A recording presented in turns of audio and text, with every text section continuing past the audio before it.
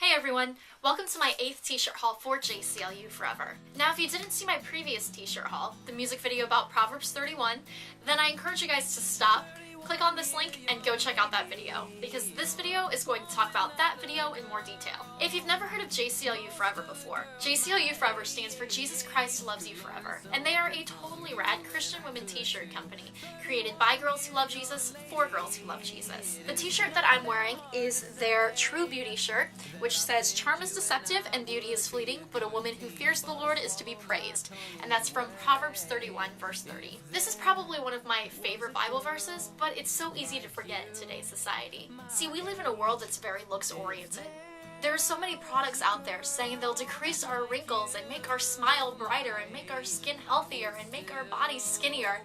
And all of these advertisements feed us the notion that in order to get ahead in this world, we need to be young and beautiful and essentially perfect. And the problem is, perfection isn't even possible. What happens when we spend so much time focusing on our outward beauty that we totally neglect our inward beauty? What happens when our true character really begins to shine through? I often wonder about trophy wives. You know, those women that you see on TV who are probably incredibly beautiful to begin with, but then as they get older, their looks begin to fade. How do these wives feel to realize that their husbands married them because they were beautiful, and now they have to get surgery after surgery just trying to maintain that same kind of beauty that they once had? I'm not saying all trophy wives are like this. I'm not saying every wife is a trophy wife. But it just seems like their relationship crumbles because they're so caught up in their looks and caught up in money and caught up in being beautiful. When I was in middle school, I was incredibly made fun of for the way that I looked.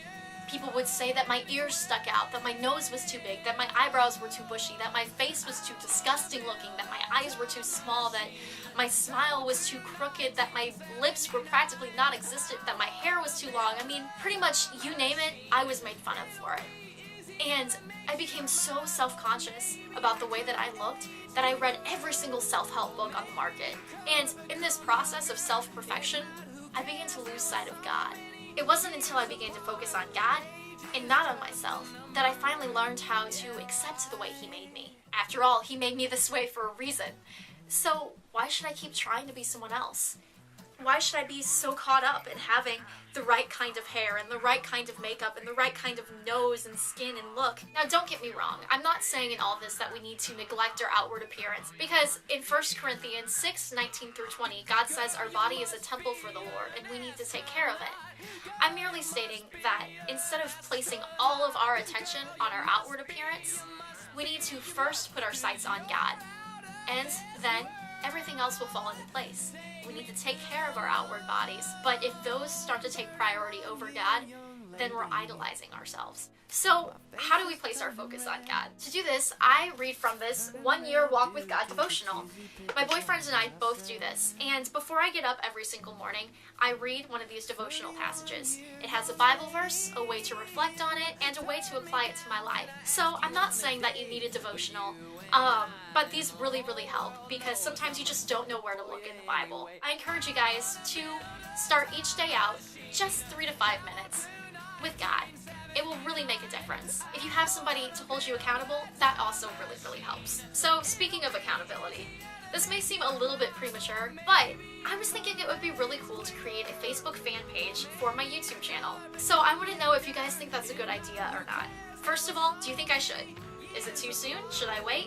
Second of all, would you become a fan of my page on Facebook? And third, what should it be called? I'm debating between Mionicman, as my YouTube username is, Mionicman Movies, as my ending credit says, or one of those two with my first and last name attached. See, the reason I want to create a Facebook fan page is because it's a great way to stay in touch with you guys outside of YouTube.